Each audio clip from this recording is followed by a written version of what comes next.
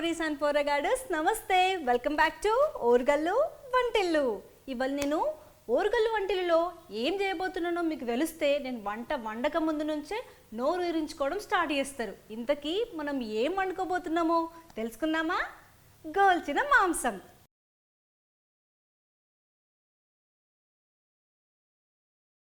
ఇప్పుడు ఈ మటన్ ఫ్రైకి కావాల్సిన ఇంగ్రీడియంట్స్ ఏంటి, దాని ప్రాసెస్ ఏంటో ఒకసారి చూసేద్దామా?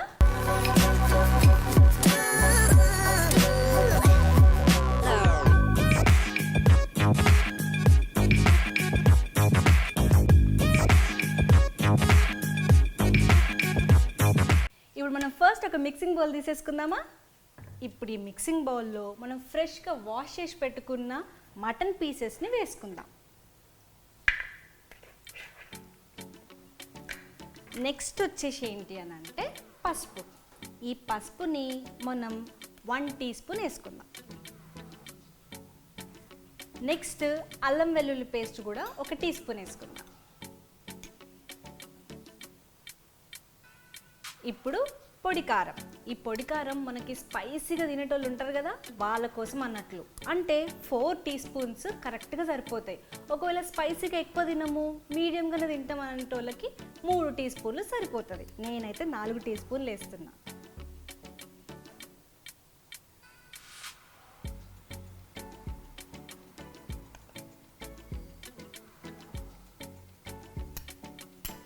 ఇప్పుడు నెక్స్ట్ సాల్ట్.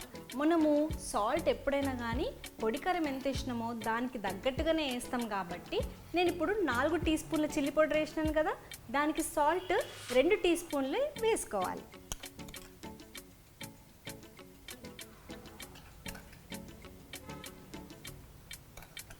ఇప్పుడు నెక్స్ట్ వచ్చేసి మిరియాల పౌడర్. ఈ మిరియాల పౌడర్ని నేను ఒక 2 టీ స్పూన్స్ వేస్తున్నాను అన్నట్లు. నార్మల్గా అందరూ 1 టీ స్పూన్ వేసుకుంటారు, కానీ ఈ గోల్చిన మాంసంలో మనం పెప్పర్ పౌడర్ని 2 టీ స్పూన్స్ వేసుకుంటే అసలు ఆ టేస్ట్ చాలా డిఫరెన్స్గా ఉంటుంది. అండ్ చాలా ఆ ఫ్లేవర్ మంచిగా చేస్తున్నప్పుడు మంచిగా తగులుతుంది అనమాట. ఇప్పుడు నేను 2 teaspoons of pepper powder.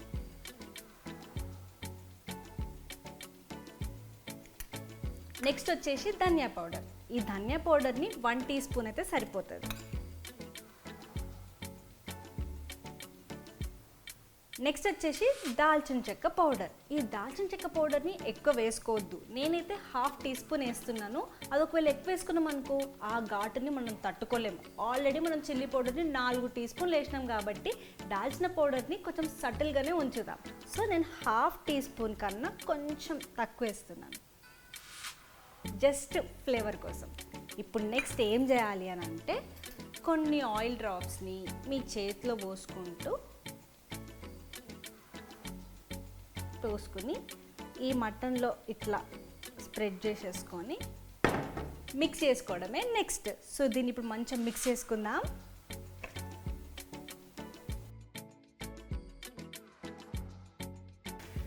చూసిండ్రా ఎంత మంచిగా మిక్స్ చేసుకున్నామో? ఇట్లా మంచిగా మిక్స్ అయిపోవాలన్నమాట. ఇప్పుడు దీన్ని నేను ఏం చేస్తా అంటే తేమ పట్టకుండా ఉండటానికి కోసం, డ్రై అవ్వకుండా ఉండటానికి కోసం నేను ఫాయిల్ కవర్ని యూజ్ చేసి దీన్ని మొత్తం కంప్లీట్గా వ్రాప్ చేసేసుకొని ఫ్రిడ్జ్లో ఒక 10 to 15 మినిట్స్ పెట్టుకుంటా. ఈ బౌల్ కొంచెం పెద్దగా ఉంది కాబట్టి నేను 2 ఫాయిల్ కవర్స్ని యూజ్ చేస్తున్నాను. ఒకటి హారిజాంటల్గా, ఇంకొకటి ఇట్లా వర్టికల్గా పెట్టేసుకొని ఇట్లా వ్రాప్ చేసుకుంటుంది. ఇప్పుడు మనం మ్యారినేట్ చేసి కలిపి పెట్టేసుకున్నాము. నెక్స్ట్ ప్రాసెస్ ఏంటి? నెక్స్ట్ ఆనియన్స్ని వేయించుకోవాలి. ఇప్పుడు నెక్స్ట్ ప్రాసెస్కి కావాల్సిన ఇంగ్రీడియంట్స్ మీకు ఇప్పుడు చూపిస్తున్నా చూడండి. ఆనియన్స్ని మీడియం సైజ్లో ఒక 2 సరిపోతాయి, మనకి 1/2 కేజీ మటన్ కాబట్టి. వీటిని నేను మంచిగా సన్నగా తరుముకుంటున్నాను.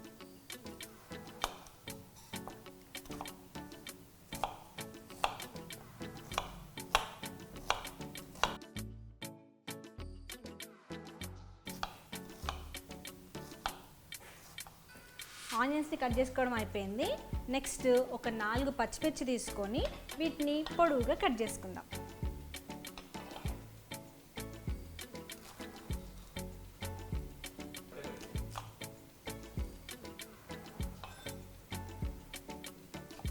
ఇప్పుడు నేను కొంచెం కొత్తిమీర తీసుకుంటున్నాను. మనకి ఎక్కువ కొత్తిమీర అవసరం పడదు, కొంచెమే, జస్ట్ ఒక ఫ్లేవర్ టచ్ కోసం అంతే. సో దీన్ని నేను ఆల్రెడీ వాష్ చేసి పెట్టినాను, ఇప్పుడు కట్ చేసుకుంటా. నెక్స్ట్ కరివేపాకు, దీన్ని ఒక రెమ్మ తీసుకుందాము. దీన్ని కూడా నేను ఆల్రెడీ వాష్ చేసేసిన. సో ఇప్పుడు దీన్ని మనము రెడీ పెట్టేసుకున్నాం. నెక్స్ట్ ప్రాసెస్కి కావాల్సిన ఇంగ్రీడియంట్స్ అన్నిటిని మనం చాప్ చేసుకోవడం అయిపోయింది. ఇప్పుడు నెక్స్ట్ వచ్చేసి ఒక కడాయి పెట్టేసుకొని అందులో 2 టేబుల్ స్పూన్ల ఆయిల్ని పోసుకొని ఇవన్నీ అందులో గోలించుకోవాలన్నమాట.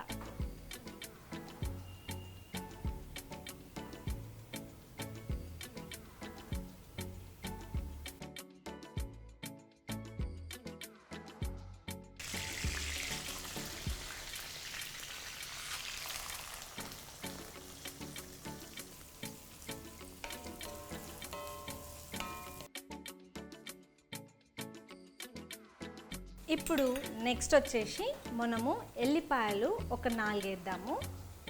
అండ్ కొంచెం సాజీరా కూడా వేస్తున్నాను.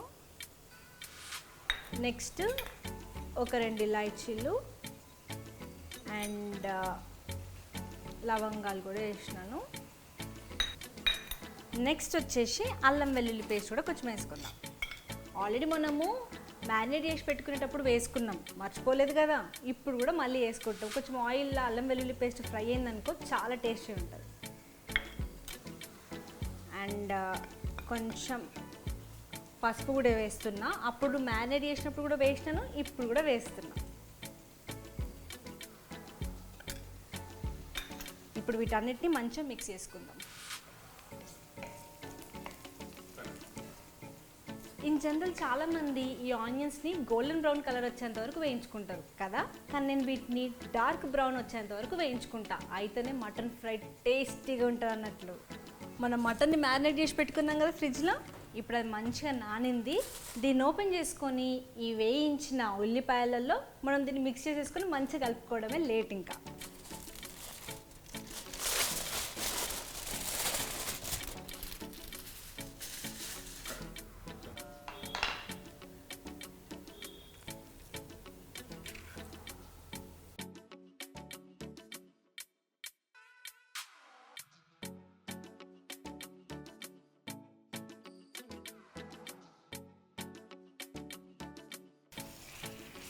ఇప్పుడు ఈ మటన్ని మనము ఒక 20 మినిట్స్ వరకు మాటికి కలుపుకుంటూ మనం ఫ్రై చేసుకోవాలన్నట్లు. సో ఇప్పుడు ఓ 20 మినిట్స్లో మనకు గోల్చిన మాంసం రెడీ అయిపోతుంది. ఇప్పుడు 20 మినిట్స్లో మన గోల్చిన మాంసం రెడీ అయిపోతుంది అని అంటున్నాం, కాకపోతే అది కుక్ అయిందా లేదా అని ఎట్లా తెలుసుకోవాలి? సో దాన్ని టెస్ట్ చేయడానికి మన దగ్గర 2 వేస్ ఉన్నాయి. ఒకటేమో స్పూన్తోని ఆ పీస్ మధ్యలో ఇట్లా నొక్కి చూస్తే మనకి అది సాఫ్ట్గా ఉందా లేకపోతే హార్డ్గా ఉందా అనేది అర్థమైపోతుంది.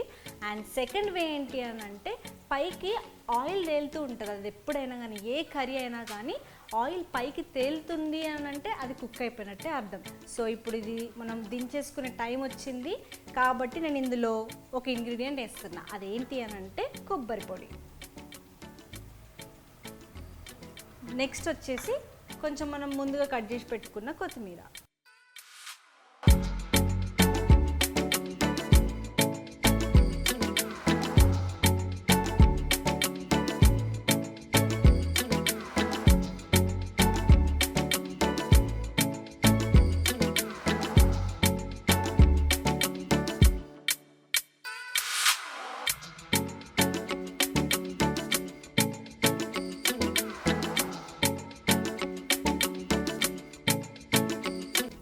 మటన్ ఫ్రైకి కావాల్సిన ఇంగ్రీడియంట్స్ ఏంటి, దాని ప్రాసెస్ ఎట్లుంటుంది మనం అన్నీ చూసినాం. కాకపోతే ఇంకొకటి బ్యాలెన్స్ ఉంది, అదేంటి దాన్ని టేస్ట్ చేయడమే బాకీ ఉంది. కాబట్టి టేస్ట్ కూడా చేసేద్దాం.